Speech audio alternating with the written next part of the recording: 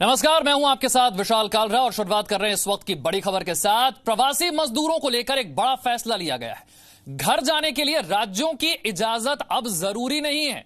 Railway को किसी भी राज्य में भेज सकेगा श्रमिक ट्रेन।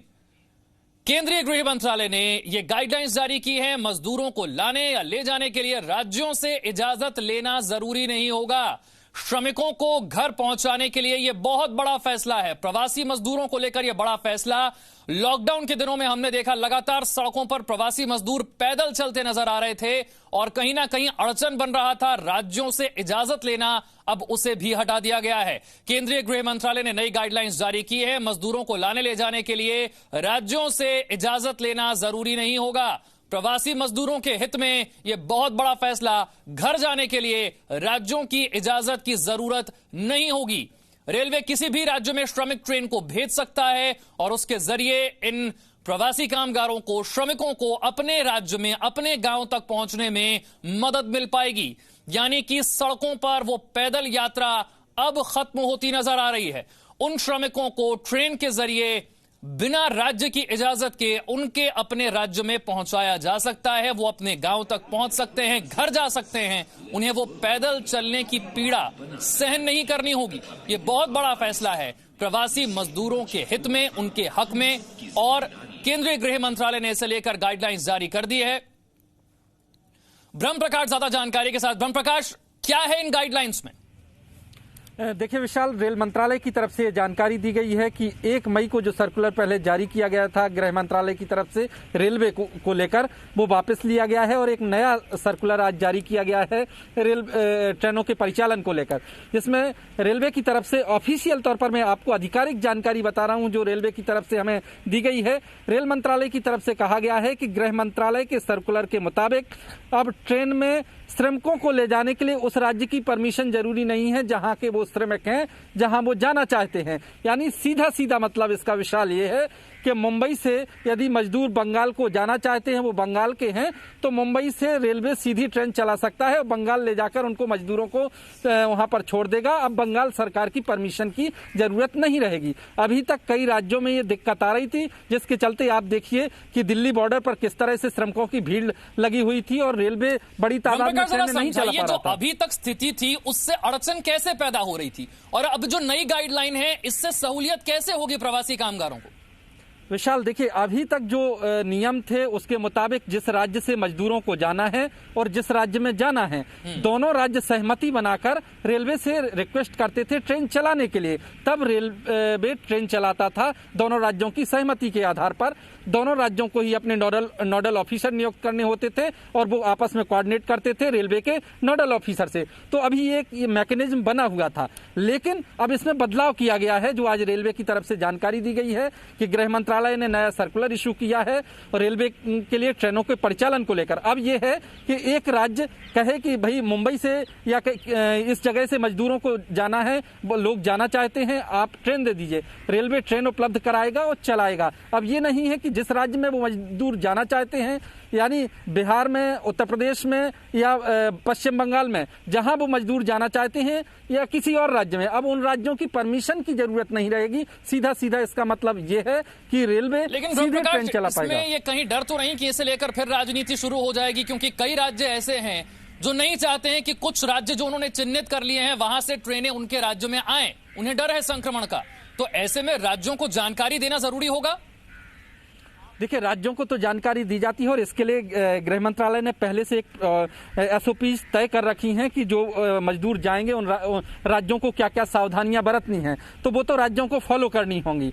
लेकिन अब ये है कि कोई भी राज्य अपने यहाँ मजदूरों की वापसी को नहीं रोक पाएगा, जैसा अभी बंगाल में हो रहा था। देखिए, बंगाल में बहुत केंद्र और राज्य सरकार के बीच इसको लेकर आपने बयानबाजी भी देखी। रेल मंत्री ने ट्वीट किया था इसको लेकर, पश्चिम बंगाल सरकार से अनुरोध किया था कि ट्रेन वाहनों को चलाने के लिए परमिशन दें। फिर इसके बाद मुख्यमंत्री ममता बनर्जी का ट्वीट आया था। तो अब कोई राज्य इसको नहीं रोक पाएगा कि वो परमिशन नहीं दे रहा है, उस राज्य की परमिशन की कोई जरूरत नहीं पड़ेगी, क्योंकि गृह मंत्रालय ने जिस नियम के मुताबिक, डिजास्टर मैनेजमेंट नियम के मुताबिक जो रूल्स हैं, उस रूल्स के तहत इसमें अमेंडमेंट किया है और एक नया सर्कुलर जारी किया है।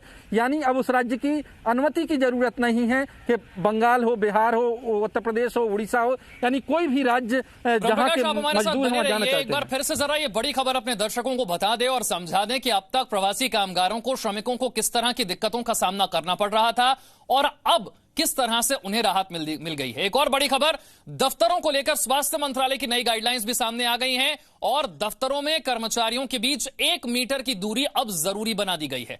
मुंह को मास्क से या फिर कपड़े से ढकना जरूरी होगा। यह स्वास्थ्य मंत्रालय की नई गाइडलाइंस हैं। साबुन या फिर सैनिटाइजर से थोड़ी थोड़ी देर में अपने हाथ साफ करने होंगे। दफ्तर चूंकि अब ज्यादातर राज्यों में शुरू हो चुके हैं, स्वास्थ्य मंत्रालय की तरफ से यह गाइडलाइंस बहुत जरूरी हैं। दफ्तर में जो कर्मचारी पहुंच रहे हैं उनके बीच कम से कम 1 मीटर की दूरी होगी। मास्क या फिर कपड़े से अपने मुंह को ढकना यह जरूरी होगा, अनिवार्य होगा। थोड़ी थोड़ी देर में साबुन या फिर सैनिटाइजर से अपने हाथ साफ आपको करते रहना होगा। ब्रह्म प्रकाश, स्वास्थ्य मंत्रालय की नई गाइडलाइंस इसीलिए बहुत जरूरी क्योंकि अब लॉकडाउन 4 में ज्यादातर राज्यों में दफ्तरों में काम शुरू हो गया है। बिल्कुल विशाल, देखिए न सिर्फ दफ्तरों में काम शुरू हुआ है बल्कि इंडस्ट्री भी धीरे धीरे शुरू हो रही है। लिहाजा इसी वजह से स्वास्थ्य मंत्रालय ने लोगों की सेफ्टी के लिहाज से विस्तृत गाइडलाइन जारी की है कि उनको क्या क्या करना है दफ्तर में रहने के दौरान, सावधानी क्या क्या बरतनी है जिसके चलते कोरोना संक्रमण कहीं भी ना फैले। सबसे जैसे आपने बताया कि जो गाइडलाइनों में है स्वास्थ्य मंत्रालय की तरफ से, उसमें यह है कि आपको 1 मीटर की दूरी बना के रखनी है। दफ्तर के भीतर भी आपको अपने चेहरे को मास्क से ढककर रखना है, चेहरे को प्रॉपर तरीके से ढक के रखना है। इसके साथ ही टाइम टाइम पे अपने हाथों को सैनिटाइज करना है या साबुन से हाथ वॉश करते रहें। और इसके साथ ही ये भी कहा गया है कि जिस दफ्तर में यदि कोई मरीज सामने आता है, कोरोना संक्रमण का कोई मामला सामने आता है, तो 48 घंटे के लिए उस बिल्डिंग को, उस फ्लोर को सैनिटाइज करने के लिए सील कर दिया जाएगा। यदि ज्यादा मामले आते हैं तो उस परिस्थिति में उस दफ्तर के लोग घर से काम करेंगे और जब तक सैनिटाइज नहीं हो जाती है बिल्डिंग।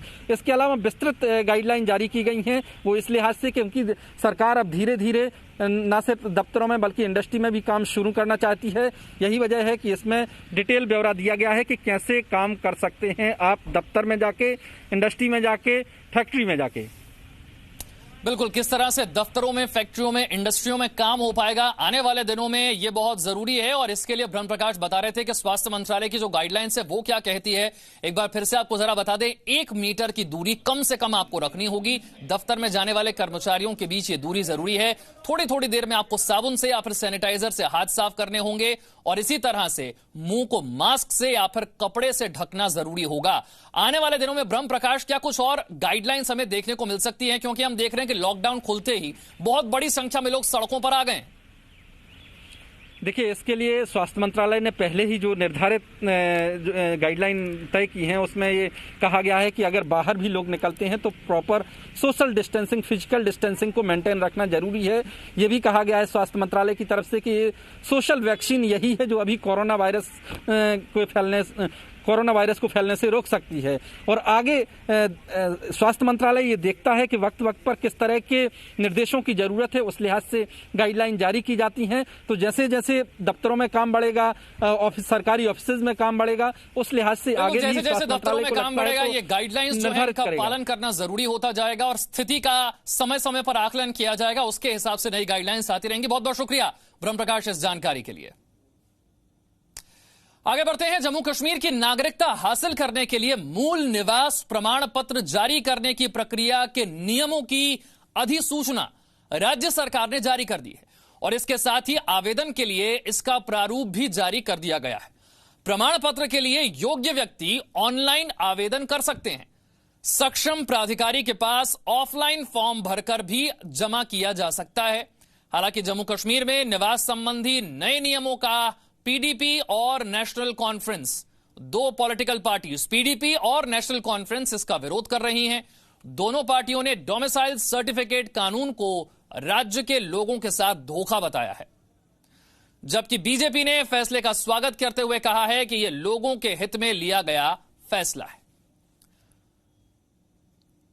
तो जम्मू कश्मीर में 15 साल तक रहना जरूरी होगा। किन्हें मिलेगा जम्मू कश्मीर का मूल निवास प्रमाण, यह आपको हम बता रहे हैं। मूल निवास प्रमाण पत्र उसे ही जारी होगा जो इन शर्तों को पूरा करेगा। जम्मू कश्मीर में 15 साल तक निवास करने वाले व्यक्ति या फिर 7 साल तक पढ़ाई करने वाले को प्रमाण पत्र जारी किया जाएगा। पढ़ाई करने वाले के लिए शर्त यह है कि संबंधित व्यक्ति ने जम्मू कश्मीर के शिक्षण संस्थानों से 10वीं या फिर 12वीं की परीक्षा भी दी हो।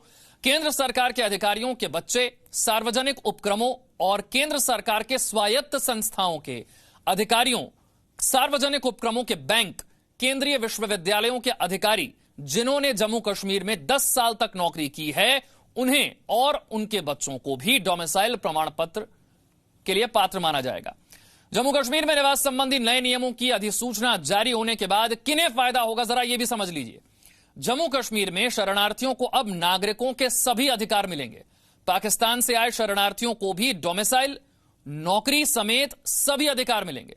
जम्मू कश्मीर में पाकिस्तान से बसे और वाल्मीकि समुदाय के लोगों को इसका फायदा मिलने जा रहा है और राज्य के बाहर शादी करने वाली महिलाओं को भी इसका फायदा मिलेगा, जो पहले नहीं मिल रहा था। यह बदलाव हो गया है। बीजेपी अध्यक्ष जेपी नड्डा ने कहा है कि जम्मू कश्मीर के लिए नए डोमिसाइल नियम स्वागत योग्य कदम है। लंबे समय से शरणार्थियों को जो अधिकार नहीं मिल रहे थे वो अब उन्हें मिल पाएंगे। सभी के लिए समानता और गरिमा। राजू खेर ज्यादा जानकारी के साथ हमारे साथ है। राजू, ये जो बदलाव किए गए हैं पहले के मुकाबले अब क्या बदल गया है और जो बदलाव हुए हैं इनका फायदा, इनका लाभ उठाने के लिए क्या शर्त होगी? देखिए, ये जो आपने जो बताया उसमें काफी हद तक जो है चीजें आपने बता दी कि 15 साल जो है यहाँ पे रहना जरूरी है अगर यहाँ का नागरिक बनना है और यहाँ पे जो सुविधाएं जो लेनी है, नौकरी लेनी है या कुछ भी करना है, उसके लिए 15 साल का यहाँ का रेजिडेंट होना जरूरी है, तभी उसको डोमिसाइल जो है सर्टिफिकेट मिलेगा। लेकिन सबसे बड़ी बात जो अब ये भी जो है इसमें एक चीज जो मिसिंग जो थी, जो लोग जिसकी तरफ ध्यान नहीं दे रहे थे कि जो 47 में जम्मू कश्मीर POJ के जो रिफ्यूजी थे, पाक ऑक्युपाइड कश्मीर, POK जो पाकिस्तान को कहते हैं, POK उसमें POK के साथ जो है POJK आता है।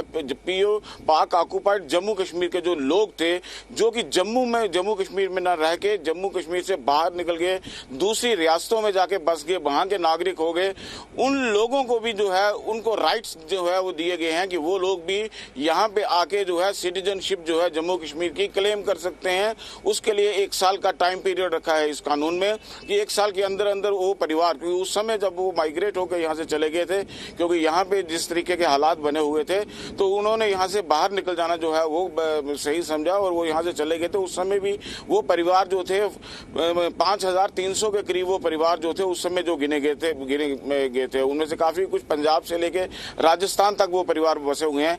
उन परिवारों को भी जम्मू कश्मीर की नागरिकता अब जो है वो मिल सकेगी इस कानून के तहत, जो अपने आप में एक बड़ी बात है। महिलाओं को जो यहाँ पे शादी के बाद राइट नहीं मिलते थे और उसके बाद जो है जहाँ पे एक कानून को बदलाव लाते हुए महिलाओं को मिलते थे, उनके बच्चों को नहीं मिलते थे। लेकिन अब जो है यहाँ की महिलाएं बाहर जिन्होंने शादी करी है, उनके बच्चों और उनके बच्चों को भी आगे जो है उनको भी जो है जम्मू कश्मीर की नागरिकता को जो है वो अधिकार जो है वो मिल सकते थे, जिसको लेके जो है PDP और नेशनल कॉन्फ्रेंस जो है वो सियासत कर रही है। यही मेरा सवाल था राजू कि PDP और नेशनल कॉन्फ्रेंस, इन दोनों पॉलिटिकल पार्टीज का विरोध किस बात को लेकर है? देखिए, अगर हम बात करें इस बात को लेकर तो PDP और नेशनल कॉन्फ्रेंस को इस दौरान जो है पिछले 1 साल में जब हम कहे अगस्त में जब से 370 गई और उसके बाद से जो है उनको अपना जो है आधार यहाँ पे खिसकता नजर आया। उनके पास कोई ऐसा इशू नहीं है कि जो कि लोगों के सपोर्टेड इशू हो। हालांकि कश्मीर में जो उन्होंने सोचा था 370 जाने के बाद वैसा भी नहीं ऐसा कुछ हुआ। लोगों ने 370 का जो है उन्होंने जो है स्वागत किया, 370 यहाँ से चली गई, क्योंकि 370 का फायदा कुछ ही कश्मीरी परिवारों को ही था, जो कि पॉलिटिशियंस के थे, उन लोगों को था। तो लोगों ने उसको भी उन्होंने उसके लिए कोई विरोध के लिए कोई सुर नहीं उतरे, तो उनके लिए कोई ऐसा इशू नहीं है, कोई ऐसा मुद्दा नहीं है। तो इसको लेके जो है उन्होंने एक मुद्दा जो है ये बनाया। हालांकि पहले जब कानून जो है जब 370 गई तो लोगों को गुमराह करने के लिए ये दोनों पार्टियां ये कहने लगी अब बाहर के लोग आके नौकरियां ले जाएंगे, अब बाहर के लोग आके ये कर लेंगे, अब बाहर के लोग हमारे यहाँ पे कॉलेजेस में जो है वहां पे कब्जा कर लेंगे, हमारे बच्चों का क्या होगा। लेकिन जब सरकार ने अब 15 साल की ये कैपिंग जो है लगा दी कि 15 साल यहाँ पे जो रहते हो जाएगा उसको ही सिटीजनशिप मिलेगी। मिलेगी, उसी के ही बच्चे जो होंगे वो यहाँ पे नौकरियां करने के काबिल होंगे। तो जाहिर सी बात है कि अब जो है कि चपरासी से लेके KAS ऑफिसर तक जो बड़ी नौकरियां हैं उन सभी पे जो है जम्मू कश्मीर के नागरिकों का ही अधिकार होगा। अगर बाहर का कोई आकर यहाँ पे 15 साल रह के सिटीजनशिप ले लेता है तो तभी उसको इसका अधिकार मिल पाएगा। तो यानी कि 15 साल तक जो है ये जो है वो सिक्योर है, यहाँ का फ्यूचर जो है बच्चों का जम्मू कश्मीर के।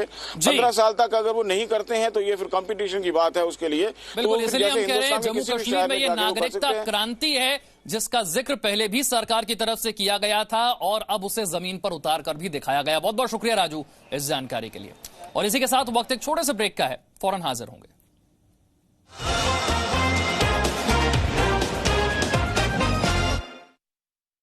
No signal, no worry. Presenting Z News app with live TV, latest updates and expert opinion. Available on Google Play and App Store. Download it now.